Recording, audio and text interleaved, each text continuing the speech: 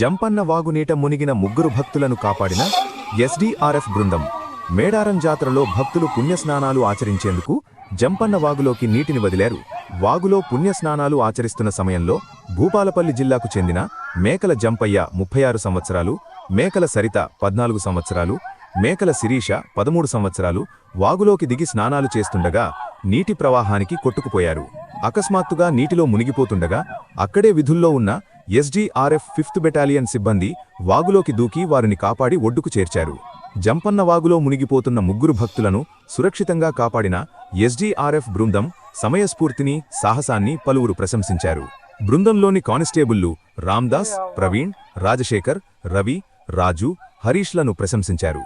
తమ ప్రాణాలను పణంగా పెట్టి జంపన్న వాగులోకి దూకి ముగ్గురు భక్తులను సురక్షితంగా బయటకు తీసుకువచ్చారు.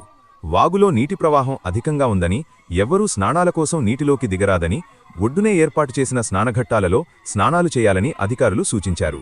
ఈ సందర్భంగా SDRF 5th battalion commandant K. Subrahmanyam మాట్లాడుతూ, మేడారం జాతర వంటి మహా ఆధ్యాత్మిక కార్యక్రమంలో ప్రజల భద్రతే ప్రథమ లక్ష్యమని అన్నారు. భక్తులు అప్రమత్తంగా ఉండాలని సూచించారు.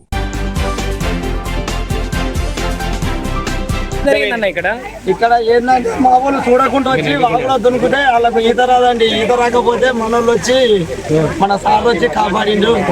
కాపాడి ముగ్గురు బయట నుంచి లేకపోతే చనిపోయేటండి. ముగ్గురు ఎవరెవరు ఉన్న వాళ్ళు? ముగ్గురు మా కొడుకు అవుతాడు, మనవరాలు, ఇది మనవరాలు. మీ వాళ్ళేనా అంతా? మన వాళ్ళు అప్పుడు అందుబాటులో ఉన్నారా అన్న? అందుబాటులో ఉన్నారు.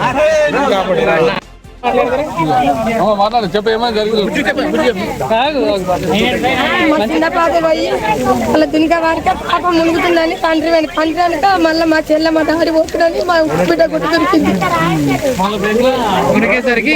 దునిక వారిక మేము మొత్తుకున్న వారిక పాప అన్నలు ఇద్దరున్న అన్నలు సహాయం చేసి ముగ్గురిని కాపాడి తీసి మన వాళ్ళు ఇక్కడ అందుబాటులో ఉన్నారా? అందుబాటులోనే ఉన్నారు. అందుబాటులో ఉన్న పాటికి బతుకున్నారు.